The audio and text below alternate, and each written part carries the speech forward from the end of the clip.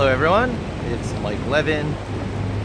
Tuesday, May 24th, around 9:15 a.m. on my way into the office. It's raining a little bit, no big deal. I thought I would talk about the next stage of Linux development and my little mission to teach everyone who's interested Unix or Linux-like operating systems, also known as NIX-like OSs. And I guess my timing couldn't be better and couldn't be worse, because reportedly this summer Microsoft will be adding a Unix bash shell to Windows. That is, you can open a Windows command line, or you will be able to soon, type the word bash, and then it switches over to the Ubuntu bash command line typing interface, which is essentially the thing that I'm trying to help a generation of people learn about as an important tool, the underlying tool to almost everything.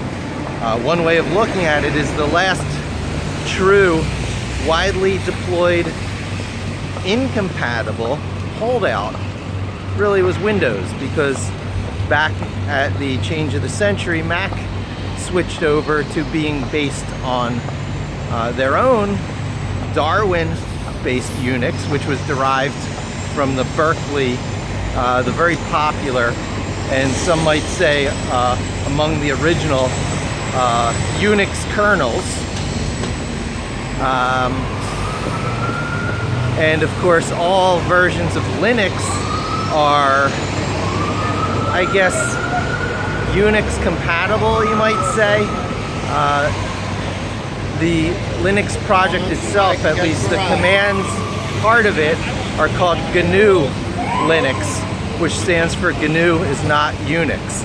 So they're saying it's not Unix, but really it's a Unix compatible operating system, and the difference between Unix and Linux is so small that when you learn one, you're learning most of what you need to know about the other. And Macs are in the Unix camp, and Windows are now becoming part of the Linux camp. In particular, the Ubuntu or canonical version, which is one of the commercially supported or supportable versions of Linux. So they're opening the door for lots of business. People who want to actually base stuff on this also have the support system in place in the form of canonical. The other big one out there like that is Red Hat, who sort of started that concept of, building the confidence of building your enterprise on Linux, because you had support companies standing by ready to support you. So that means that all the major platforms now are either Unix or Linux based, or close enough so that for all intents and purposes you can use them that way.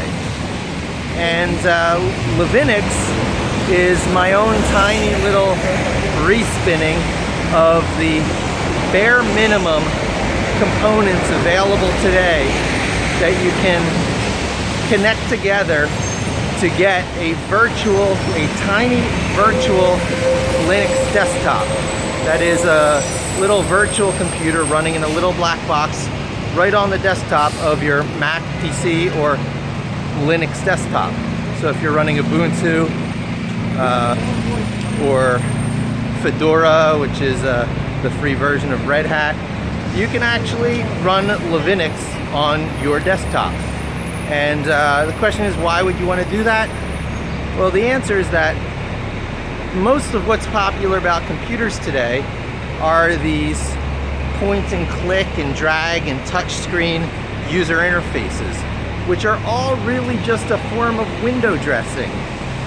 They're tied to the kind of hardware that we're using today, which will change in the future. It will become smaller, cheaper, more ubiquitous, and radical other forms will come into existence, like, wraparound holograms and stuff like that. But at any rate, the user interface will change. The way the human-machine interaction works will change, But always underneath that surface, when you tear it away, when you tear away all the graphics and all the, you know, proprietary interface stuff, you're always going to find a Unix or a Linux boot kernel to get the machine started in the first place, and you're always going to find a set of commands like ls and cd and cat and all this stuff that is, you know, the Unix command set that lots of other programs and utilities rely on the presence of in order to run. In addition, they can send data to each other. They can pipe data between standard input and output to sort of chain up these commands to create a very generic and very powerful way of manipulating data and information. And it was born to do that. And we are in the information age where data is the new gold. So the modern equivalent of, you know, going out and panning for gold is being able to manipulate data, find, manipulate, and put it into useful forms. And Unix and Linux are particularly good at that. And they have been around for a great many years, and they have all indications of staying around for a great many years. And they are the underlying beating heart of pretty much every system out there these days, from the most open systems to the most proprietary systems. Even the proprietary ones take these tremendous shortcuts of basing their proprietary work on top of a Unix or Linux-like core. And so teaching people how to live in that world is becoming my sort of mission. And I'm doing that by creating something that's useful, that uses the bare minimum sitting on top of that core, so that you have to interact with the core through the text-based interface, and so that you're just exposed to it a lot. And Unix or Linux alone aren't enough. You need something else on top of it to provide a very expressive and powerful programming language.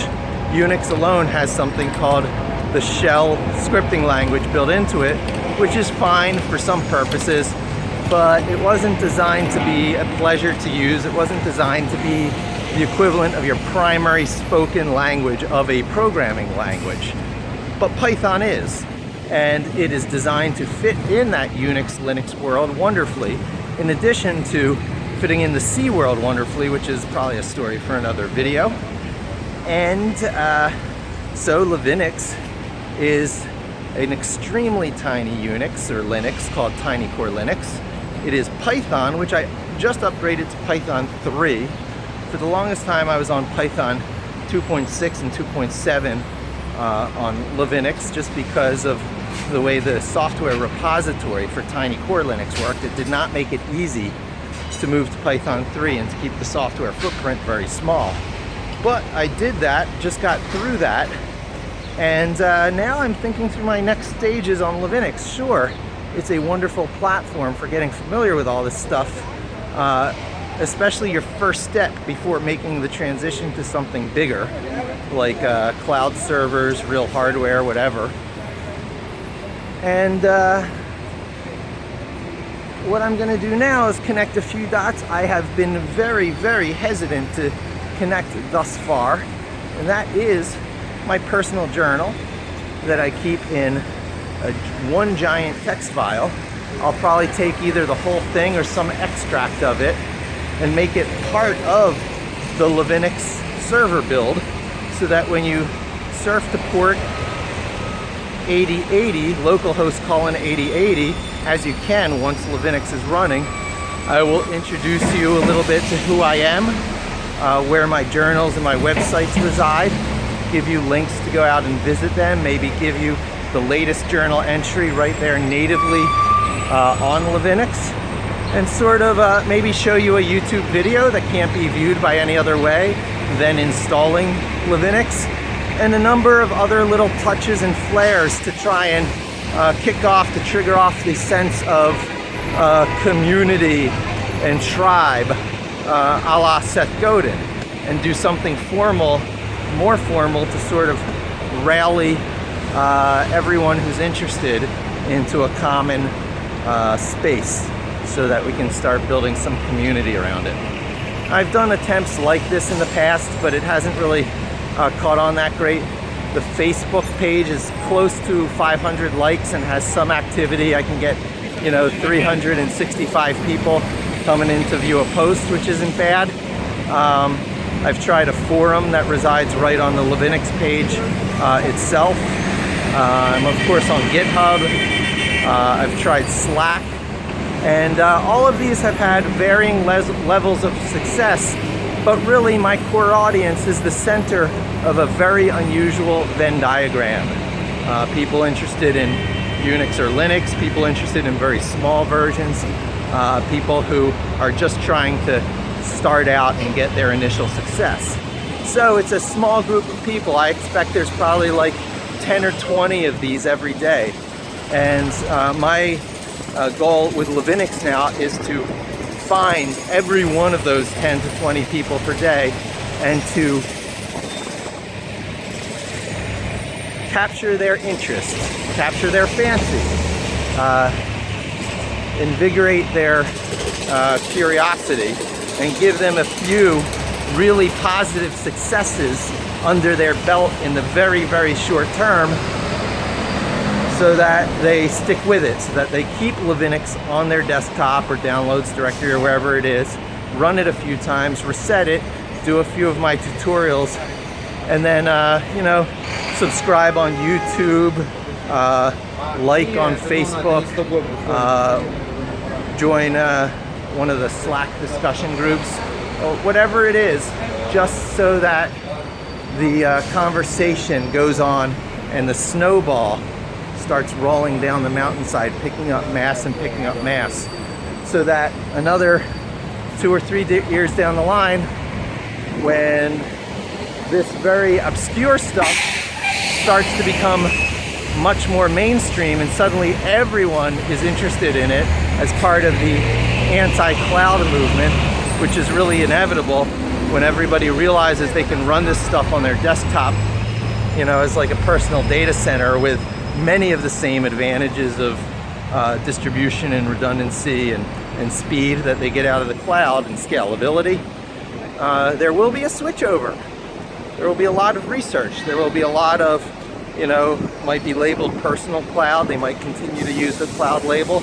But one way or the other, it has to do with very tiny computing units that you can instantiate out en masse, like thousands at a time, to do your bidding, which is just more a part of computing's future based on the way manufacturing works and how, single-threaded, non-concurrent design is just much easier to manage, especially when things get really complex. I expect many people will be finding Levinix, and as long as I do my job and don't drop the ball, I can evolve and shape it into something that can be the premium offering of its type in the future. There's a few holes that I'll have to fix up, such as relying on the old reliable QEMU binaries. We'll have to either update those binaries in a more than a straightforward fashion, because straightforward compiles of QEMU bring along these massive dependency chains and tie it to particular desktop OS environments in an undesirable way. So really it's about pruning down to the minimum required for a basically competent virtual machine that can run Linux or Unix with TCP/IP services and some sort of repository system, so you don't have to deal with compiling Unix or Linux software from C and the dependency hell that goes along with that. But rather you just do something like TCE load Python to get everything plus its dependencies.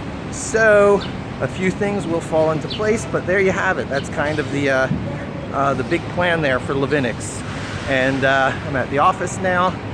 My next steps will be some really simple stuff like making the pip install directory of Python. Be persistent in the loop back or the symbolic link to a real hard drive location rather than the little backup trick that Tiny Core Linux likes to do, which is what I have implemented currently. So I'm heading into the office. Thanks for joining me. Hope to talk to you again soon, and don't forget to subscribe.